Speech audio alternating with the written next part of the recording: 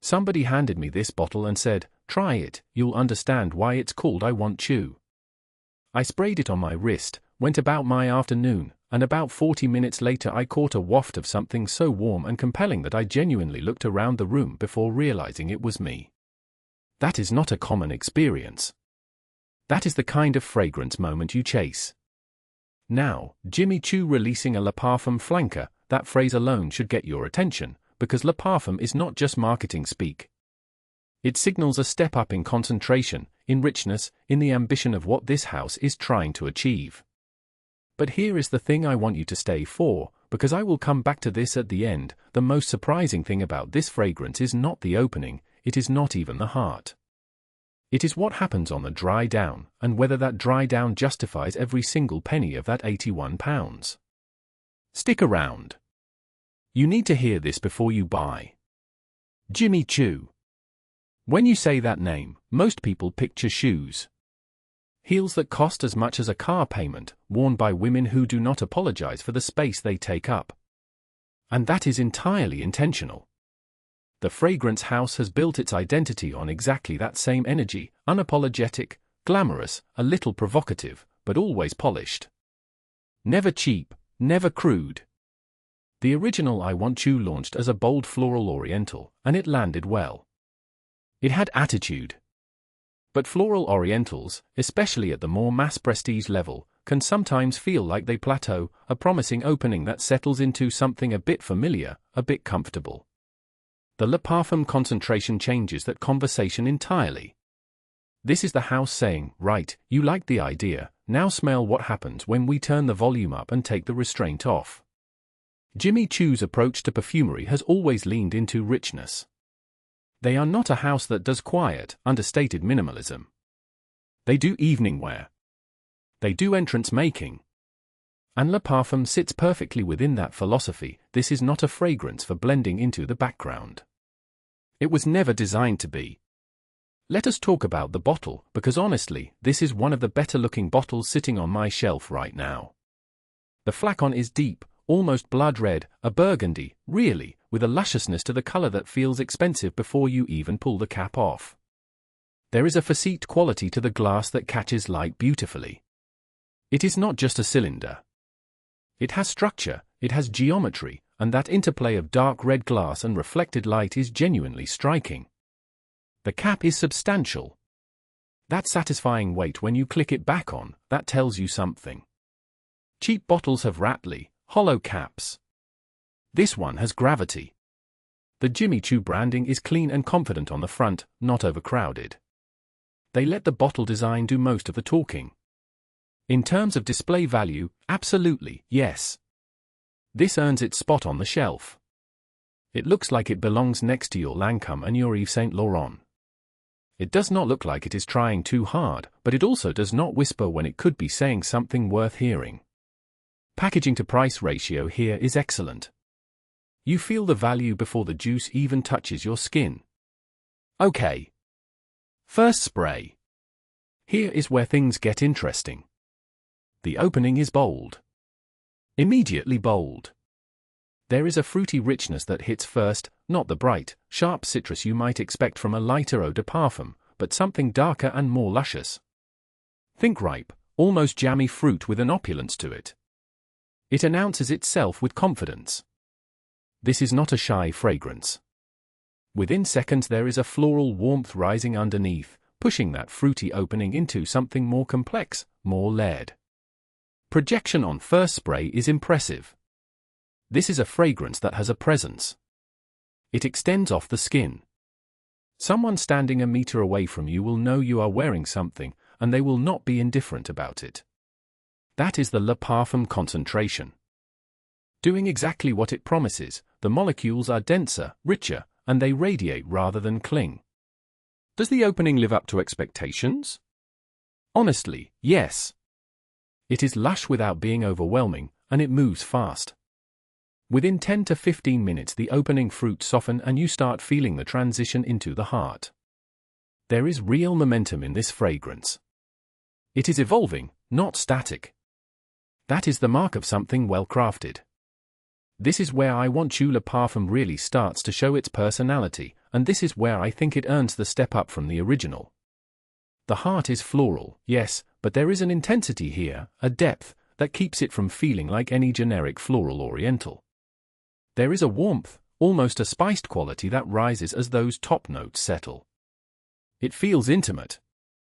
The kind of fragrance that starts a conversation you did not intend to have. Rich florals with a creamy, smooth quality, nothing sharp, nothing angular. Everything feels deliberate and considered.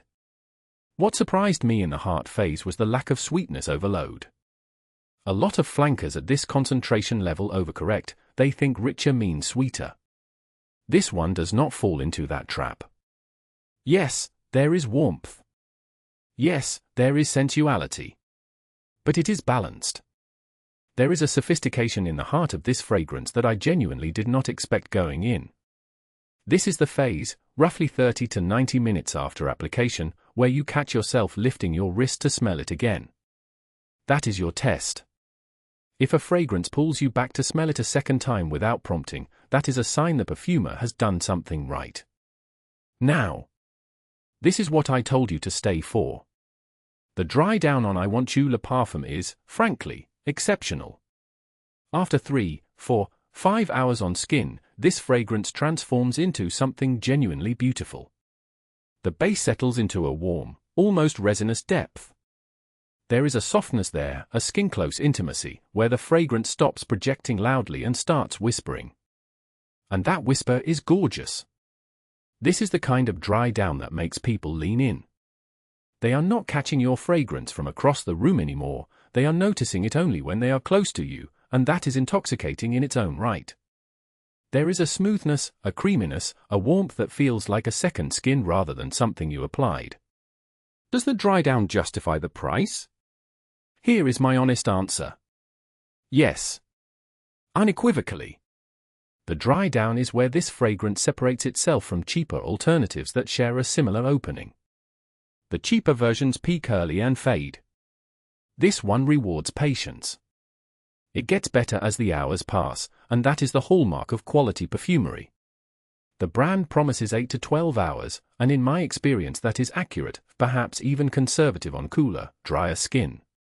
On warmer skin, or if you spray on pulse points and clothing, you are looking at the longer end of that range. I sprayed this on a shirt and caught traces the following morning. That is impressive longevity. Sillage, the trail it leaves in a room, is strong in the first 2 hours. This is a room filler during its opening phase. If you walk through a space, people will notice. After the 4-hour mark, Sillage reduces significantly and it becomes more of a skin scent, which, as I said, is where it is arguably at its most beautiful. In terms of time of day, this fragrance peaks for evening wear. The richness, the warmth, the intimacy of the dry down all make more sense in low light, at dinner, at an event. That said, in cooler autumn and winter temperatures, I would not rule out a daytime wear for a special occasion. It is not a 9-to-5 desk fragrance.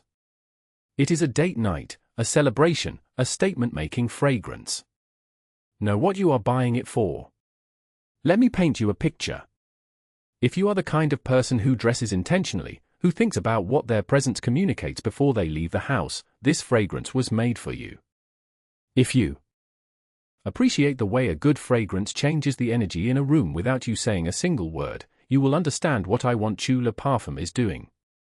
If you are someone who loves the original I Want Choo but always felt it needed more depth, more staying power, more of a reason to justify the shelf space, the Le Parfum is your answer. It is the same DNA with considerably more ambition. And here is the surprising one: if you are a man who gravitates toward rich, warm oriental florals and does not shy away from femininity in your fragrance choices, give this a spray. The concentration and depth of the base give it a gravitas that genuinely crosses genders. This works. Do not let the name or the marketing put you off. Who should not wear this? If you prefer fresh, aquatic, ozonic scents, green tea, sea breeze, that kind of profile, this will feel like too much. This is not a fragrance for people who want to disappear. This is not a subtle office scent for a conservative workplace. And if you find sweet, warm orientals cloying at the best of times, the richness of Le Parfum will likely push you over the edge. Be honest with yourself before you buy. £81 for 100 millilitres. That works out at 81 pence per milliliter. At that price point, you are sitting comfortably in the designer mid-range. This is not a niche fragrance at £200 per bottle. But it is not a budget pick either, and it does not smell like one. Here is my honest assessment of where that money goes. You are getting some of it as the Jimmy Choo name, yes. That is always part of the equation at this level. But you are also getting genuinely high-quality juice, a well-structured fragrance with a meaningful dry down, impressive longevity, and presentation that matches the price. You are not paying exclusively for branding here. The liquid pulls its weight. If you want a cheaper alternative that scratches a similar itch, look at Lancôme La Nuit Tracer. Different execution, similar warmth and oriental richness, often available at a lower price point. It will not give you this dry down, but it will satisfy a similar mood. You can pick up Jimmy Choo I Want Choo Le Parfum in the full 100 ml bottle directly from P11, that is p-11.com, and the link is in the description below. They are a trusted UK stockist and their pricing is competitive for a bottle this size. My score? 8.2 out of 10. Here is why. The opening is strong, the heart is refined, and the dry down is genuinely outstanding. It loses points only because the top note phase, while impressive, is relatively brief. I would love a little more time in that opening act before the transition. But as a complete fragrance experience, beginning to end, this is a high performer.